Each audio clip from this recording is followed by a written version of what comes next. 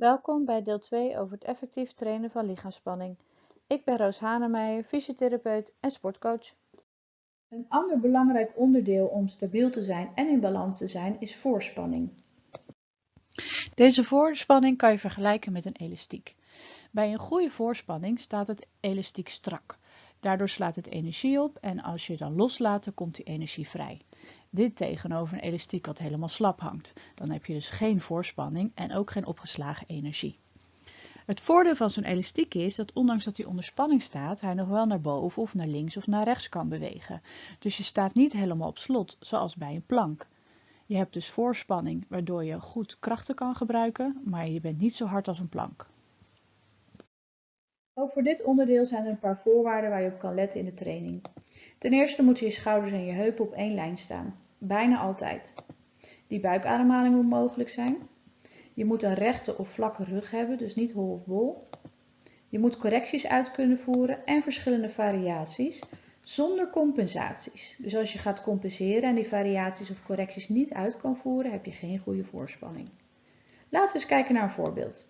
Hier zien we een oefening die veel voorkomt, de zijwaartse elleboogsteun. We beginnen met op één lijn. Als we een lijn trekken door de schouders, zien we dat de schouders op één lijn zijn, maar de elleboog staat er niet helemaal recht onder.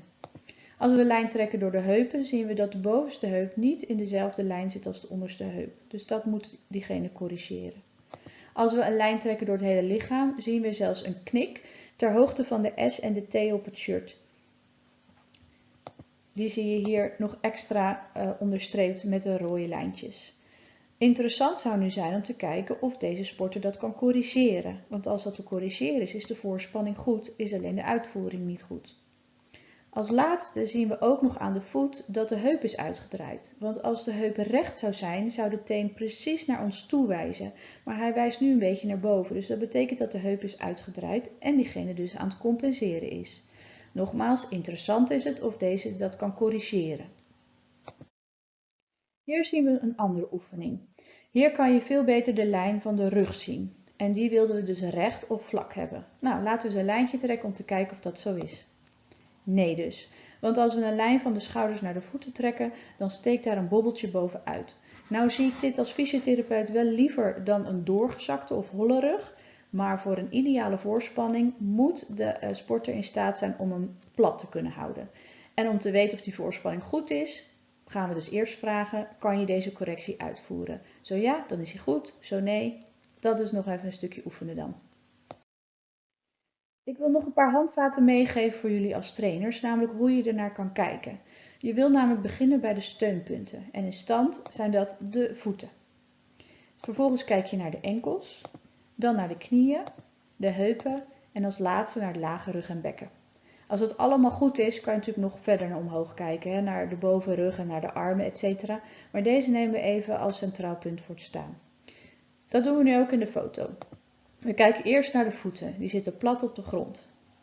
Vervolgens kijken we naar de enkel, die zien we een beetje doorgebogen om die hoek van hetgene waar ze op staat op te vangen. Het ziet er stabiel uit. De knieën zien er ook prima uit, we moeten alleen opletten dat ze niet te ver voorbij de tenen komen. Bij de heupen zien we op dit moment geen verschil. We hebben niet als je vanuit deze hoek kijkt, heb je niet het idee dat de ene heup lager zit dan de ander, maar dat zou je eigenlijk van de voorkant moeten bekijken. Als we naar de rug kijken, zit hij een klein beetje tegen een holling aan. Maar goed, ze staat ook heel erg gebogen door haar benen. Dus dat kan daar een compensatie van zijn. Interessant zou zijn, kan ze dit corrigeren. Wat je hieruit mee kan nemen is dat je altijd moet kijken naar de keten waarbij je begint vanuit de steunpunten. Dit kunnen we ook doen bij de handstand. Maar dan steun je op je handen. Dus dan begin je bij je handen. Dan ga je naar je polsen, naar je ellebogen, naar je schouders, naar je bovenrug. En dan pas kom je bij je lage rug en bekken uit. Vervolgens kan je natuurlijk nog naar de heupen, de knieën, de enkels en de tenen kijken. Maar die slaan we voor dit voorbeeld even over. Ook hier gaan we weer op de foto punt voor punt kijken. We kijken eerst naar de handen. En dan zien we dat die wel wat verder uit elkaar staan. En als je het vergelijkt met het hoofd, staat de linkerarm iets verder weg. Dus de linkerhand staat iets verder weg dan de rechter. Als we dan naar de polsen kijken, zie je ook dat de ene pols wat meer uitgedraaid is. De linkerarm is wat meer uitgedraaid dan de rechter, dus dat is ook niet helemaal gelijk. De ellebogen zijn allebei goed gestrekt. De schouders lijken van deze hoek eigenlijk open, maar eigenlijk moet je dat aan de zijkant bekijken, dus kun je het niet zo goed zien. Datzelfde geldt eigenlijk ook voor de bovenrug en de onderrug. Het kunnen we vanuit deze hoek niet zien, dus eigenlijk wil je nu even plaatsen om te kijken of die holbol of vlak is. En ook hier hebben we dus weer naar de hele keten gekeken. En je begint dus bij het steunpunt. Als je daar iets opvalt, ga je dat eerst corrigeren en kijk je wat het doet in de rest van de keten.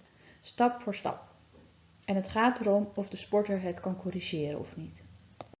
Wil je nog meer tips? Dan zou je eventueel een van deze 2 boeken kunnen raadplegen. Effectief coachen in de sport wordt verwacht eind 2020. En je kan natuurlijk ook andere trainingsvideo's van ons bekijken op het YouTube kanaal Effectief Sporten. Bedankt voor het kijken en veel succes met trainen.